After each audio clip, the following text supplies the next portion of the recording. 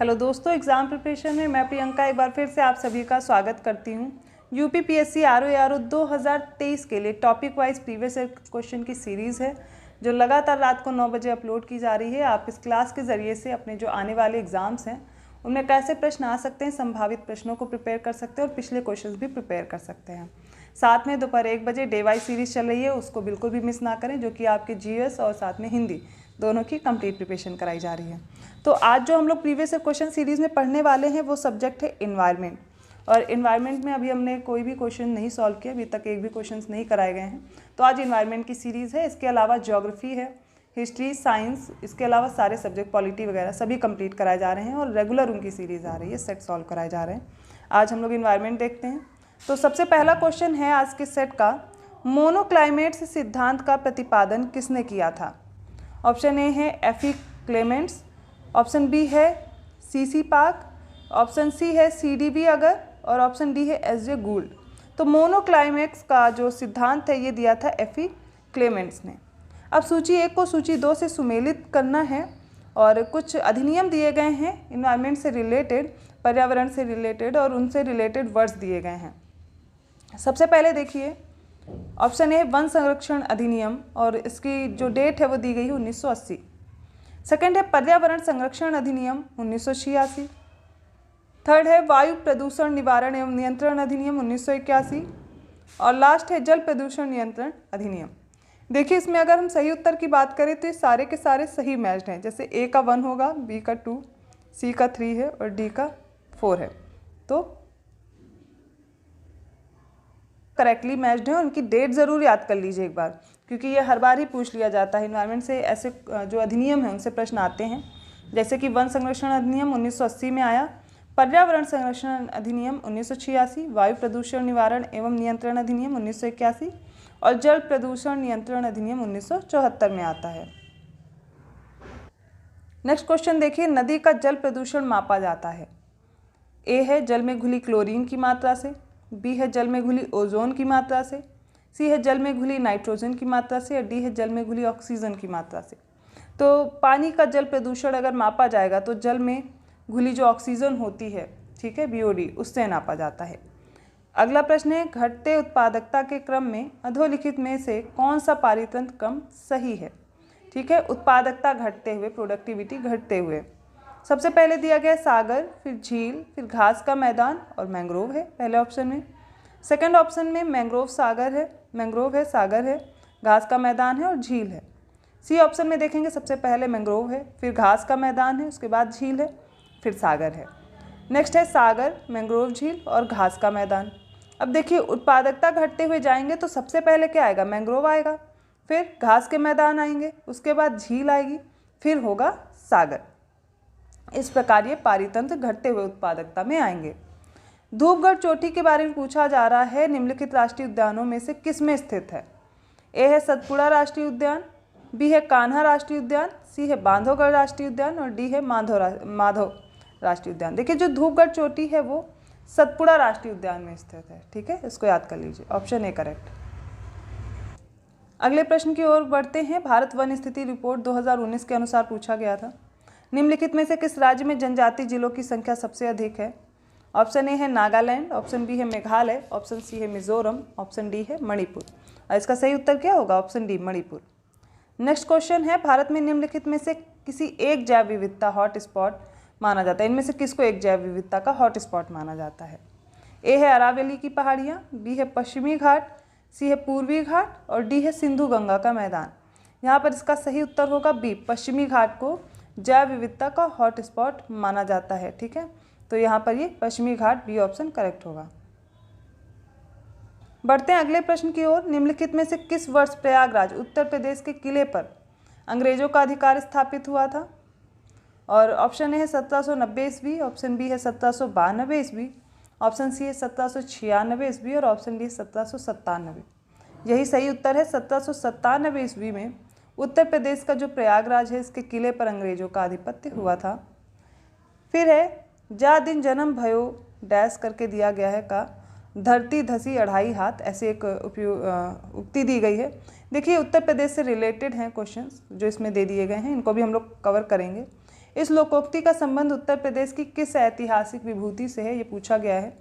Option A है Vidyadhar, option B है माहिल, option C है आल्हा और ऑप्शन डी है परमार्दी। तो बहुत ज़्यादा आपने ये उक्ति सुनी होगी, जादिन भयो जन्म आल्हा का। यहाँ पर ऑप्शन क्या होगा, सी करेक्ट होगा। ठीक है, उनके लिए ये लोकोक्ति प्रसिद्ध है। अगला प्रश्न है, निम्नलिखित में से कौन सी नदी उत्तर प्रदेश राज्य में प्रवाहित नहीं होती है। ऑप्शन ए है सोन, ऑप्शन बी है हिंडन, ऑप्शन सी है गंडक, ऑप्शन सी डी है शारदा। तो देखेंगे, सोन होती है, हिंडन भी होती है, शारदा होती है, गंडक नहीं होती है। गंडक यूपी में प्रवाहित नहीं होती, बाकी सारी होती हैं। ऑप्शन सी करेक्ट होगा। इन क्वेश्चंस में हम लोग इन्वायरमेंट के साथ साथ यूपी स्पेशल के भी प्रश्न देख रहे हैं, तो आप लोग बिल्कुल भी परेशान मत होइए। दोनों सब्जेक्ट आपके साथ में इन्हें क्वेश्चन कराए जा रहे हैं। सबसे पहले देखिए, अब अगला प्रश्न है, उत्तर प्रदेश के विभिन्न स्थानों में आयोजित भारतीय राष्ट्रीय कांग्रेस के अधिवेशन दिए गए हैं और उनको सूची 1 से सूची 2 से सुमेलित करना है और इनको इसी कूट के अनुसार उत्तर देना है। तो सबसे पहले स्थान दिया गया मेरठ, फिर कानपुर, फिर लखनऊ और देन बनारस है। अब इसमें 1916, 1905, 1946 और 1925 दिया गया है। आपको याद होना चाहिए कि भारतीय राष्ट्रीय कांग्रेस का अधिवेशन कौन से कहाँ पर हुए, जो भी इम्पोर्टेंट है। तो सबसे पहले मेरठ का देखिए 1946 में होता है। ठीक है, कानपुर का 1925 में होता है, लखनऊ का सभी को याद होगा, लखनऊ का 1916 में हुआ, बनारस का 1905। ऑप्शन सी करेक्ट है। फिर देखिए, निम्नलिखित में से कौन सही सुमेलित नहीं है। उत्तर प्रदेश के ऐतिहासिक मेले हैं, उनका स्थान और क्षेत्र दिया गया है। जैसे पहला है जल विहार का मेला, ठीक है, और ये है बुंदेलखंड दिया गया है। फिर है बटेश्वर मेला पश्चिमांचल में, बलदेव छठ का मेला पूर्वांचल दिया गया है और शुक्रताल का मेला ये मुजफ्फरनगर दिया गया है।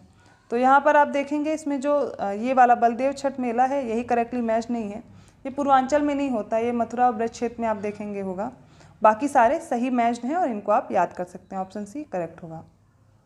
नेक्स्ट क्वेश्चन देखिए, निम्नलिखित में से उत्तर प्रदेश का कौन सा जनपद नेपाल के साथ सीमा साझा नहीं करता। ये क्लास में करा चुकी हूँ, यूपी स्पेशल की काफ़ी क्लासेस हो चुकी हैं जो आपके लिए बहुत इंपॉर्टेंट हैं, उनको ज़रूर कवर करिए। ठीक है, उसमें मैंने इंट्रोडक्शन है, जो बाउंड्रीज़ हैं और किन से बाउंड्री बनाता है यूपी और उनके कौन से डिस्ट्रिक्ट हैं, ये सब कुछ मैं करा चुकी हूँ, तो आप उसे ज़रूर कंप्लीट करेंगे। निम्नलिखित में से उत्तर प्रदेश का कौन सा जनपद नेपाल के साथ सीमा साझा नहीं करता है। ए है बलरामपुर, बी है श्रावस्ती, सी है कुशीनगर और डी है लखीमपुर खीरी। इसका सही उत्तर होगा ऑप्शन सी कुशीनगर। कौन सा हो जाएगा, कुशीनगर नहीं करता है, बाकी बलरामपुर, श्रावस्ती और लखीमपुर खीरी ये नेपाल के साथ सीमा बनाते हैं। अगला प्रश्न है, उत्तर प्रदेश के निम्नलिखित किस ऐतिहासिक मेले में हिंदू और मुसलमान दोनों आते हैं। नौचंदी का मेला, बावरो बाबा का मेला, फूलडोल का मेला, बटेश्वर का मेला।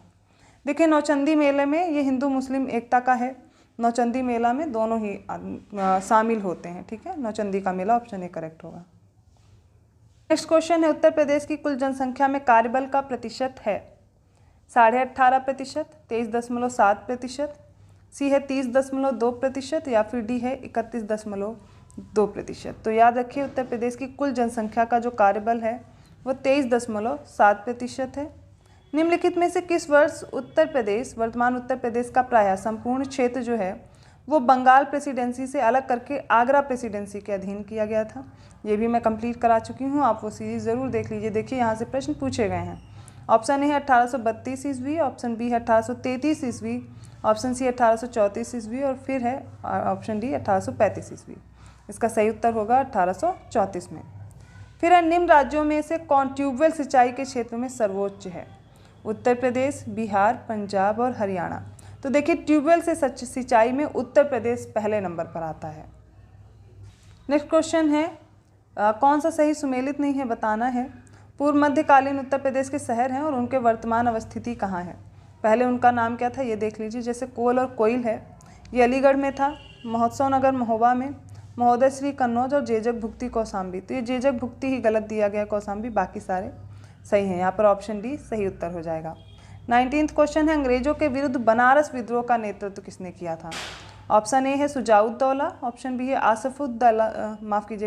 आसफुद्दौला और सी है राजा चैत सिंह और डी है राजा महीप नारायण सिंह। तो बनारस से विद्रोह का जो नेतृत्व किया गया था वो थे राजा चैत सिंह।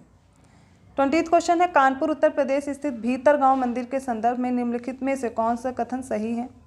इस मंदिर का निर्माण 5वीं सदी से 6वीं सदी ईस्वी के मध्य हुआ और ईंटों से निर्मित यह भारत के प्राचीनतम मंदिरों में से एक है। तो भीतरगांव मंदिर के बारे में जो उत्तर प्रदेश में दोनों ही कथन सही दिए गए हैं, ऑप्शन सी करेक्ट होगा।